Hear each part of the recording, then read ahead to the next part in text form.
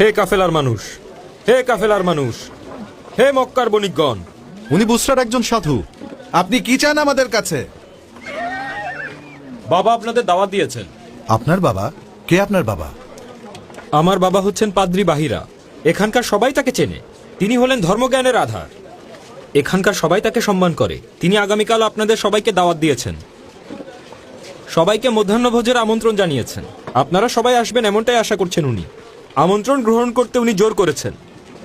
শুক্রিয়া, কিন্তু তিনি হঠাৎ এত অনুরোধ করছেন কেন? পাদ্রী বাহিরা আপনাদেরকে দাওয়াতের জন্য অনুরোধ করেছেন, আর বলছেন কেন? আমরা প্রতি বছর এখানে আসি, কিন্তু এই প্রথম তিনি আমাদের দাওয়াত দিচ্ছেন। এমনকি আমরা ওনার আশ্রমের পাশ দিয়েও যাতায়াত করতাম। তিনি কখনো আমাদের দিকে তাকিয়েও দেখেননি। এবছর তিনি কি মনে করে আমাদের ডাকলেন? নিশ্চয়ই পাদ্রী বাহিরা কিছু বলতে চান। ওনার কাছে আমি অবশ্যই যাব। তাহলে ওনাকে কি জানাবো? দয়া করে পাদ্রী বাহিরাকে জানাবেন আমরা আগামীকাল আসব। আমরা তার দাওয়াত গ্রহণ করলাম। দেখবেন কেউ যেন বাদ না পড়ে। ঠিক আছে, আমরা অবশ্যই সেখানে যাব, অবশ্যই যাব। ওনাকে আমাদের তরফ থেকে ধন্যবাদ জানাবেন। কাফেলাদের দেখা কখন পাবো? এখনো আসছে না কেন? তারা এখনই চলে আসবেন আব্বা, একটু ধৈর্য ধরুন। ঈশ্বরকে জিজ্ঞাসা করেছি, তিনি সর্বশক্তিমান।